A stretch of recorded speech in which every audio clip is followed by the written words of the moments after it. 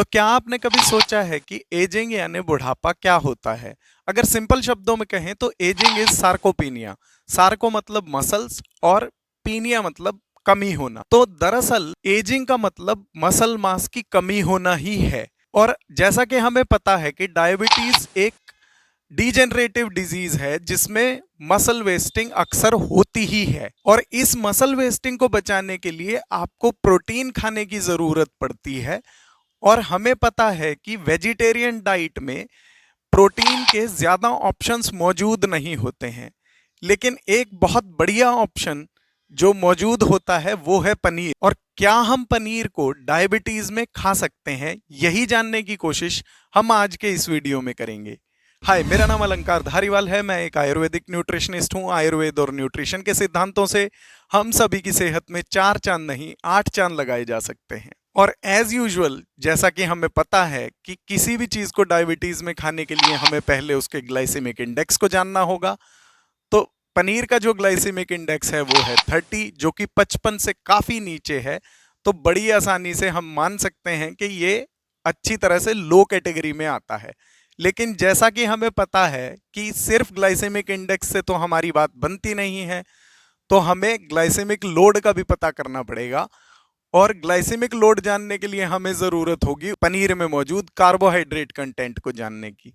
तो पनीर में जो कार्बोहाइड्रेट मौजूद होता है वो होता है सिर्फ 1.2 ग्राम इन 100 ग्राम। तो अगर इसकी कैलकुलेशन की जाए तो ये आधे से भी कम आता है। जी हाँ, आधे से भी कम आता है। तो अब आप बड़ी आसानी से ये कह सकते हैं कि ग्लाइसेमिक इंडेक्स और ग्लाइसेमिक लोड के लिहाज से तो पनीर एकदम परफेक्ट है डायबिटीज में खाने के लिए। तो यहाँ एक तीसरी चीज की एंट्री भी हो जाती है, जो कि है पनीर में मौजूद फैट कंटेंट।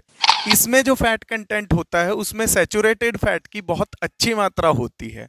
और जैसा कि आजकल का ट्रेंड है कि सभी लोगों को सैचुरेटेड फैट से बहुत ज्यादा डर लगता है, लेकिन मैं आपको बता दूं कि एलडीएल कोलेस्ट्रॉल, जिसे आप बैड कोलेस्ट्रॉल समझते हैं, उसके भी दो टाइप्स होते हैं, जिनमें से पहला है स्मॉल, दूसरा होता है लार्ज।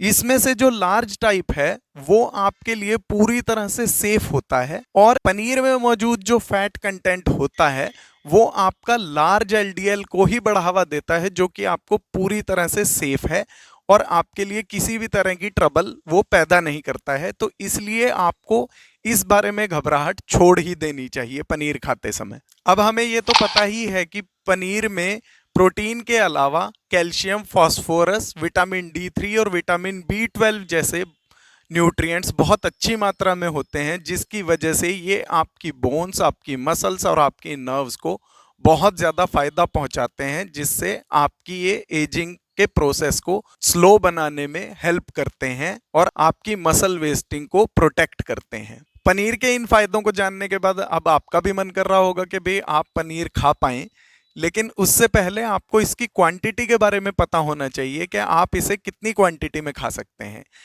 इसको आप चाहें तो जितनी मर्जी क्वांटिटी में भी खा सकते हैं, लेकिन आपको कैलोरी काउंट का ध्यान रखना पड़ेगा।